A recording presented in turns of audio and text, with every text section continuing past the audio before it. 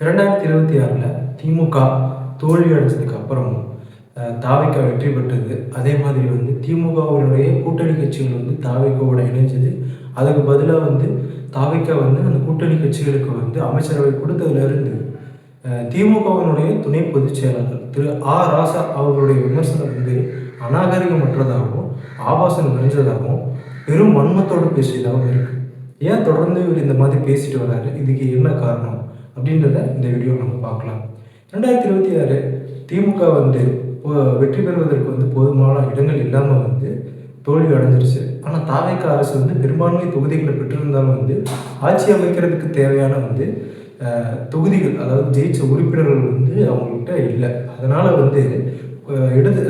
இடதுசாரி சித்தாந்தம் உள்ள அதே மாதிரி ஜனநாயகத்தினுடைய மிகப்பெரும் நம்பிக்கையாக இருக்கிற சக்திகள் தாவேகாவுக்கு ஆதரவு தெரிவித்து ஆட்சி அமைக்க உதவி செஞ்சாங்க.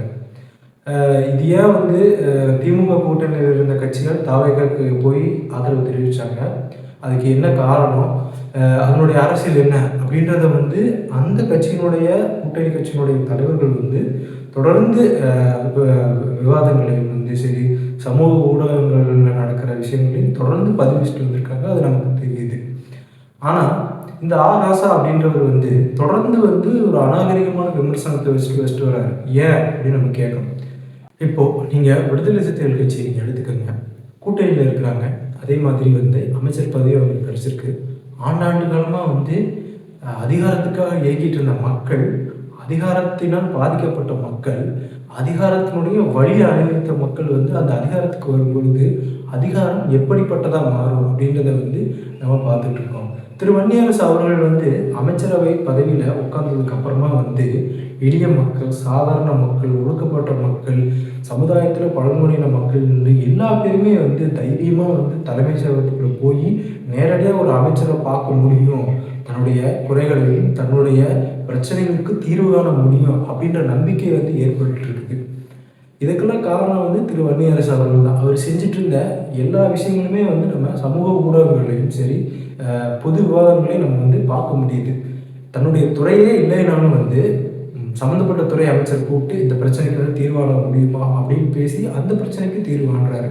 அப்போது தமிழக மக்களுக்கு நல்லது செய்யுது, தமிழக மக்களுக்கு நல்லது கிடைக்குது அப்படின்றதெல்லாம் நினைக்காம இவர்கள் ஆட்சிக்கு வந்துட்டாங்க, இவங்க இந்த பதவியில் உட்காந்துட்டாங்க அப்படின்ற வன்மத்தோடு தொடர்ந்து பேசிகிட்டு இருக்கிறாரு. இப்போ 3 நாளைக்கு முன்னாடி ஒரு போராட்டத்தின் போது அவர் என்ன பேசியிருக்கிறாரு அப்படின்னா, இந்த மாதிரி தாவேகாவினால் ஆட்சி அமைக்க முடியல, நாங்கள் எங்களுடைய சட்டமன்ற உறுப்பினர்களை அனுப்பிச்சி வச்சோம், உடனே அவங்க சேர்த்துக்கிட்டாங்க, சேர்த்துன்னு அவங்களுக்கு வெக்கம் இல்லை, உடனே அமைச்சரவை வாங்கிட்டாங்க, அமைச்சரவை வாங்கின கட்சிகளுக்கு வெக்கம் இல்லை அப்படின்னு கடுமையாக சாதிக்கிறாரு. அது மட்டும் இல்லாமல் இப்போ தற்போது ஒரு திருமண நிகழ்வில் அவர் பேசியிருக்கிறாரு. அவர் பேசும்பொழுது அவர் சொன்னது என்னன்னா, அண்ணாவும் ராஜாஜியும் அமைந்த ஒரு அமைச்சரவையில் இன்னைக்கு சில நாதாரியெல்லாம் முதல்வராக உட்காந்துருக்கிறாரு அப்படின்னு சொல்லி ரொம்ப ரொம்ப கேவலமாக பேசியிருக்கிறாரு. இப்போது நம்ம போன சட்டமன்ற கூட்டத்தொடரில் திரு முதல்வர் விஜய் அவர்கள் பேச்சின பேச்சும் அவர் செஞ்ச செயல்களும் கண்டனத்துக்கு உரியது, அவர் தோத்த கட்சிகளை பார்த்து அப்படி செஞ்சிடக்கூடாது அப்படின்னு அரசியல் ரீதியான நிறைய விமர்சனங்கள் இருந்துச்சு. முற்போக்கு இயக்கங்களும் கடுமையாக விமர்சனம் செஞ்சாங்க. அதெல்லாம் ஒரு ஆரோக்கியமான ஜனநாயக அரசியல், அது நம்ம ஒத்துக்கலாம்.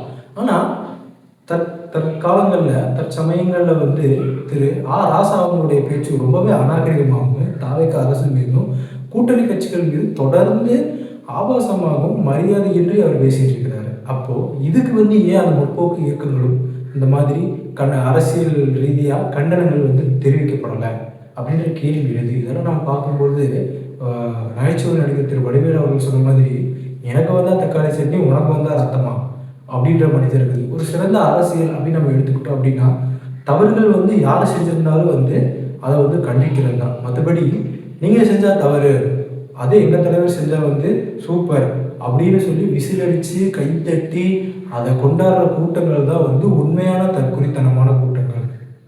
அதனால் இனி வரும் காலங்களில் திரு ராசா அவர்களும் அவர்களுடைய கட்சியை சார்ந்த தொண்டர்களும் ஆளும் அரசு மீதும் அதனுடைய கூட்டணி கட்சி அமைச்சர்கள் மீதும் தவறுதலான விமர்சனங்கள் அநாகரிகமாக எழுதுறது, அவர்களுடைய மரியாதையை குறைக்கும் வகையில் நீங்கள் பேசுகிற விஷயங்கள்லாம் விட்டுட்டு தமிழக அரசுக்கு அரசுக்கு எப்படி வந்து நியாயமான கோரிக்கைகளை வைக்கிறது, தமிழக மக்களுடைய பிரச்சனைகளை எப்படி க அரசினுடைய கவனத்துக்கு கொண்டு போகிறது, தமிழக மக்களுக்கு நம்மளால என்ன வந்து செய்ய முடியும் அப்படின்றத பற்றி யோசிச்சு, அதே மாதிரி போன தேர்தல் நம்ம ஏன் தோத்தோம், அதுக்கான காரணங்கள் என்ன அப்படின்ற ஒரு சுய விமர்சனம் அப்படி செஞ்சுக்கிட்டு நீங்கள் வந்து தவறுகளை திருத்தி இனிவரும் தேர்தலில் நீங்கள் சந்திக்கும்பொழுது உங்களுக்கான வெற்றி வாய்ப்புகள் வந்து அதிகமாக இருக்கும். அதை விட்டுட்டு தொடர்ந்து இந்த மாதிரி செஞ்சீங்கன்னா இப்போ ஜெயிச்சுட்டு இருக்க தொகுதியில் கூட நீங்கள் இழக்கிறதுக்கு அதிகமான வாய்ப்பு இருக்குது.